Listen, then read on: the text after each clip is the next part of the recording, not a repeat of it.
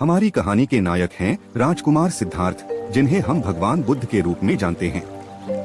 उनके पिता शाक्य वंश के राजा शुद्धोदन और माँ रानी महामाया थीं। वे भारत में कपिलवस्तु नामक शहर, जो उनकी राजधानी भी थी, में एक भव्य महल में रहते थे, जो हिमालय की सुंदर वादियाँ और पहाड़ों के बीच स्थित था। राजा और रानी अपनी प्रजा का ध्यान माता पिता की तरह रखते थे। विवाह के कई वर्षों के बाद रानी महामाया ने मई माह की पूर्णिमा के दिन एक बच्चे को जन्म दिया। राजा और रानी बहुत खुश थे। राजकुमार के जन्म के बाद राजा ने 5 बुद्धिमान लोगों से अपने बेटे के लिए एक नाम चुनने के लिए कहा। इस तरह उनका नाम रखा गया सिद्धार्थ, जिसका अर्थ होता है वो जिसकी सभी इच्छाएं पूरी होंगी। राजकुमार के जन्म पर बहुत खुशियां मनाई गई थीं, लेकिन नाम रखने के 2 दिन बाद रानी महामाया की मृत्यु हो गई। हर कोई हैरान और बहुत दुखी था, लेकिन निस्संदेह सबसे दुखी व्यक्ति उनके पति राजा शुद्धोदन थे, और परेशान भी, क्योंकि उसके बुद्धिमान सलाहकारों ने भविष्यवाणी की थी कि यदि राजकुमार ने किसी बूढ़े को देखा, किसी बीमार को, किसी मृत व्यक्ति को, किसी भिक्षु को, तो राजकुमार बनने के बजाय स्वयं साधु बन जाएंगे और महल छोड़ देंगे। रानी की बहन प्रजापति गौतमी ने बालक राजकुमार की बहुत ही प्रेम से देखभाल की, मानो वह उसका अपना बेटा हो। राजकुमार सिद्धार्थ एक स्वस्थ और प्रसन्न बालक थे। नित्य नया सीखना, अध्ययन करना पसंद था। वह अपनी कक्षा में सबसे चतुर बालक थे और हमेशा दूसरों का ख्याल रखते, सबके प्रति दयालु थे। वह अपने घोड़े और अन्य जानवरों से प्रेम करते थे। क्योंकि वह एक राजकुमार थे, उनका जीवन बहुत आसान था, फिर भी दूसरों की समस्याएं उन्हें परेशान करती। उन्हें दूसरों के प्रति सहानुभूति महसूस होती, उनसे किसी का दुख दर्द देखा नहीं जाता, भले वो कोई इंसान हो या जानवर। एक दिन सिद्धार्थ अपने मित्रों के साथ महल के उद्यान में खेल रहे थे।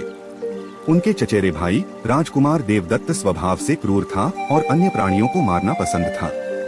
खेलते खेलते देवदत्त ने अपने धनुष बाण से एक हंस पर वार कर दिया, जिससे हंस घायल हो गया। लेकिन सिद्धार्थ ने हंस की तब तक देखभाल की जब तक उसके घाव ठीक नहीं हो गए।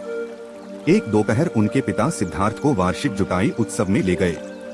राजा ने खूबसूरती से सजाए गए बैलों की पहली जोड़ी को चलाकर समारोह का आयोजन किया गया। सिद्धार्थ एक गुलाब सेब के पेड़ के नीचे बैठ सभी को देखता रहा। उसने नोटिस किया लोग खुशी से आनंद ले रहे थे, परंतु बैलों को बहुत कड़ी मेहनत करनी पड़ रही थी। वे बिल्कुल भी खुश नहीं दिख रहे थे। तब सिद्धार्थ ने अपने आसपास कई अन्य प्राणियों को देखा। छिपकली को चींटियां खाते, सांप को छिपकली, एक पक्षी को सांप खाते। सिद्धार्थ एहसास हुआ कि ये सभी प्राणी सोच सकते हैं कि वे कुछ समय के लिए खुश थे, लेकिन बाद में उन्हें कष्ट सहना पड़ा। एक दिन सिद्धार्थ घूमते हुए एक पेड़ के नीचे पालथी मारकर बैठे और अपने आसपास जो देखा उस पर गहराई से विचार किया। सभी प्राणियों के बारे में हालांकि सभी खुश थे, लेकिन जीवन में बहुत कष्ट थे, जिससे उनके मन में सभी प्राणियों के लिए सहानुभूति महसूस हुई। और जब राजा को ये बात पता चली तो आश्चर्यचकित रह गए। वे नहीं चाहते थे कि उसका पुत्र जीवन की गहरी बातों के बारे में अधिक सोचे। उन्हें वह भविष्यवाणी याद थी जिसमें उनके बेटे के संन्यास लेने की बात कही गई थी। अतः सिद्धार्थ का ध्यान भटकाने के लिए खेलने के लिए एक सुंदर बगीचा बनवा दिया महल के चारों या, परंतु फिर भी सिद्धार्थ के मन में सभी प्राणियों के लिए वो हमेशा उनके बारे में सोचते रहते थे। सिद्धार्थ बड़े होकर अत्यंत बलवान सुंदर युवक बने। अब उनके विवाह की उम्र हो चली थी।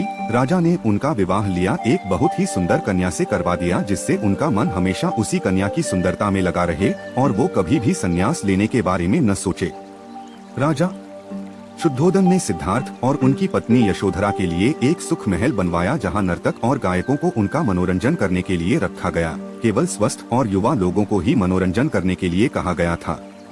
राजा नहीं चाहते थे कि सिद्धार्थ कभी यह जाने कि हर कोई बीमार पड़ता है, बूढ़ा होता है और मरता है।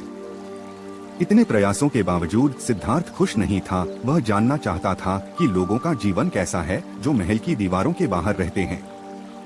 अंततः राजा ने सिद्धार्थ को पास के शहरों की यात्रा पर जाने की अनुमति दी। वह अपने सहायक चन्ना के साथ यात्रा पर निकले।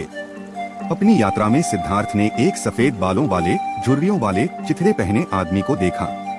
ऐसे दृश्य ने उनको आश्चर्यचकित कर दिया। इससे पहले कभी किसी को ऐसा नहीं देखा था।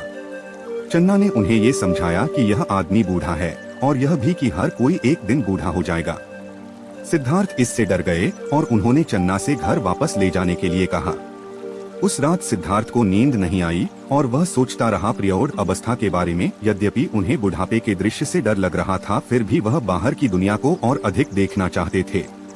दूसरी यात्रा में उन्होंने एक आदमी को जमीन पर पड़ा हुआ देख करुणावश वह उस आदमी के पास गए। चन्ना ने उन्हें बताया कि ये आदमी बीमार हैं, हर कोई बीमार होता है, यहाँ तक कि आप भी या राजा भी बीमार हो सकते हैं। तीसरी यात्रा में सिद्धार्थ ने 4 लोगों को एक अर्थी ले जाते देखा। चन्ना ने सिद्धार्थ को बताया कि वह आदमी मर चुका है और दाह संस्कार के लिए ले जाया जा रहा है। उन्होंने यह भी कहा कि मृत्यु से कोई भी नहीं बच सकता, हर कोई एक दिन मरता है, चाहे कोई साधारण आदमी हो या राजा हो। जब सिद्धार्थ महल लौटे तो जो देखा उसके बारे में सोचते रहे। आखिरकार उन्होंने इसके लिए रास्ता खोजने का निर्णय लिया।